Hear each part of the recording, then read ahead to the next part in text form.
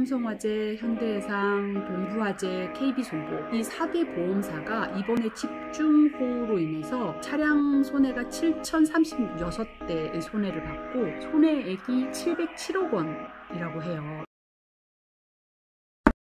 안녕하세요. 오늘은 보험회사들이 유럽연합에 기후변화 대책을 요구했다라는 이야기를 해볼까 합니다. 최근에 로이터 통신이 보도한 내용인데요. 보험회사들이 유럽연합에 기후변화 대책을 좀 더 적극적으로 하라라는 요구를 했다라는 보도가 나왔습니다. 어떤 내용이냐면 인슈런스 유럽이라고 보험회사들, 유럽 보험회사들의 협회 같은 곳인데요. 홍수, 폭염, 이런 자연재해의 위험이 계속 커지고 있기 때문에 이 부분에 대해서 EU가 기후변화 대책을 좀 더 적극적으로 세우라라는 거예요. 예를 들어서 건축 법규를 만든다든지 아니면 홍수 예방 대책을 세운다든지 아니면 고위험시설, 고지대에 건물을 새로 세울 때 이런 여러 가지 정책들에 있어서 기후변화의 리스크를 고려해야 된다라는 게 핵심입니다. 그 이유가 이제 바로 그 이상기후 현상이 상당히 빈번하게 일어나고 있고 심각해지고 있기 때문에 이런 기후변화 정책에 대해서 예전에는 기후변화에 대한 리스크를 줄이는 것으로 됐다면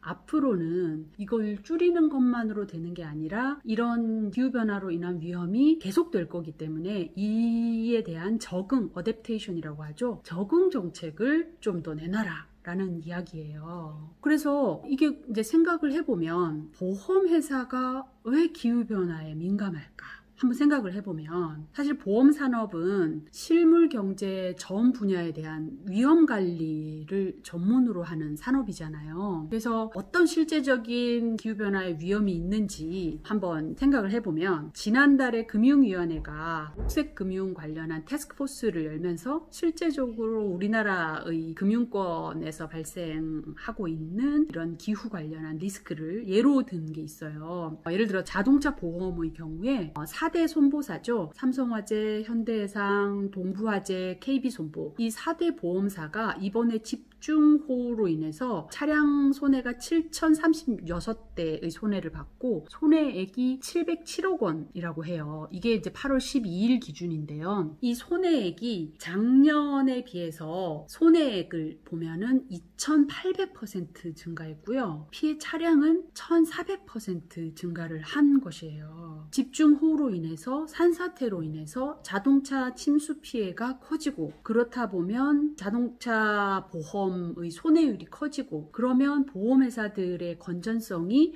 악화될 수밖에 없겠죠. 이뿐만이 아니라 자동차 보험회사뿐만 아니라 생명보험, 건강보험에도 영향을 미치는데요. 질병관리본부 자료에 따르면요. 미세먼지 농도가 10마이크로그램이 늘어나면 기관지염 입원 환자가 23% 늘어난다고 해요. 그뿐만 아니라 만성 폐쇄형 폐질환 같은 이제 외래 환자도 10% 늘어난다고 하고 미세먼지 이슈가 커지면 커질수록 호흡기 질환 발병률이 높아지기 때문에 관련해서 보험금 지급이 늘어나겠죠. 이것도 보험회사의 리스크에 바로 영향을 미치는 이슈라고 볼 수 있는 거죠. 이게 이제 우리나라만 그런 게 아니라 글로벌도 마찬가지예요. 전 세계적으로 지금 기후변화로 인해서 보험회사들의 어떤 리스크가 커지고 있는 게 상당히 보편적인 현상이 되고 있는데요. 예를 들어서 이제 보험연구원에서 나온 자료인데요. 캘리포니아 산불이 가장 대표적인 사례예요. 캘리포니아 산불 같은 경우는 2017, 2018, 작년, 올해 매년 산불이 발생하고 있고 피해액도 거의 천문학적인데요. 2017년 같은 경우 피해액을 보니 우리나라 돈으로 21조 원에 달한다고 해요. 호주도 지난해 5개월 동안 산불이 나서 호주 전체 숲의 14%를 다 태웠다고 하죠. 인명피해를 포함하면 피해액이 엄청 커지고 있고요. 이제 그런 대인 대물 피해뿐만이 아니라 자연재해가 발생함으로써 난민이 발생하는 게 또 더 큰 문제인 거죠. 보험연구원 자료에 보니 2018년도에 홍수 피해로 인해서 자연재해로 인한 난민이 1,800 380만 명이 발생했다고 해요. 이런 난민들이 집단 수용을 하게 되고 전염병이 발생이 높아지면서 이런 부분에 대해서 보험회사의 리스크가 그대로 높아질 수밖에 없는 거죠. 그럼 실제 피해 규모는 어느 정도 될까? 로이드, 손해보험사 로이드가 추정한 이제 손해보험액을 이제 기후변화로 인한 보험액이 얼마인지 봤더니 1980년에는 연간 500억 달러, 우리 돈 60조 정도인데요. 최근 10년 동안 그게 한 240조 원,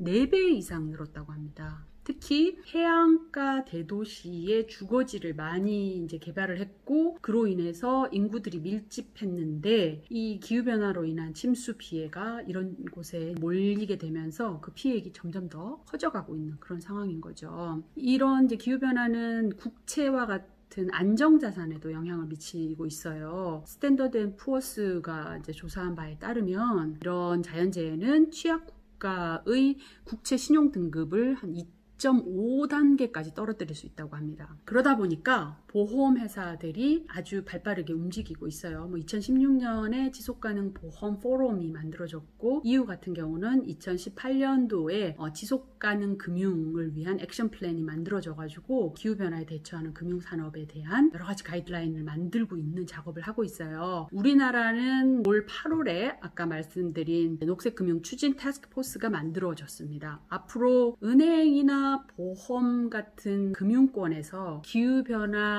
리스크와 관련된 정책 흐름들이 많이 바뀔 것으로 예상이 되고 있어요. 예를 들어서 은행 같은 경우 온실가스를 많이 배출하는 기업에 대출을 해줬을 경우 리스크가 높다는 이유로 충당금을 많이 쌓으라는 요구를 받을 수도 있는 거죠. 이뿐만 아니라 금융권의 재정 건전성 기준도 바뀔 수 있어요. 기후규명에 가장 앞서가는 은행이 영란은행이에요. 영국의 중앙은행인데요. 영란은행의 경우 지난해에 영국의 7개 주요 은행이랑 보험사랑 같이 해가지고 기후변화의 위험을 가정한 스트레스 테스트, 건전성 조사, 기후변화가 1.5도일 때, 2.5도일 때 이 부분에 대한 건전성 조사를 진행을 한 바가 있어요. 그리고 또 영란은행은 프랑스, 네덜란드 이런 중앙은행들과 함께 기후변화 위험을 논의하는 전세계 중앙은행 금융당국의 모임인 녹색금융협의체도 만들었거든요. 자, 그래서 우리 금융위도 여기에 가입을 할 예정이에요. 그러다 보니 이제 앞으로 이런 기후 관련된 금융 리스크가 어떻게 금융권에 영향을 미치게 될지 상당히 궁금해지는 시점인 거죠. 국내 상황을 보면 손해보험사들 같은 경우는 상품을 개발할 때 ESG 리스크를 반영을 하거나 아니면 친환경 보험 상품 정도를 개발하는 정도지 아직 경영 전략 전반에 기후 위기 리스크라든지 ESG 리스크를 반영하고 있는 것 같지는 않습니다. 오히려 이제 정부가 먼저 선제적인 드라이브를 걸고 있는 상황이고요. 이런 정부의 선제적인 드라이브가 뭐 새로운 규제가 될지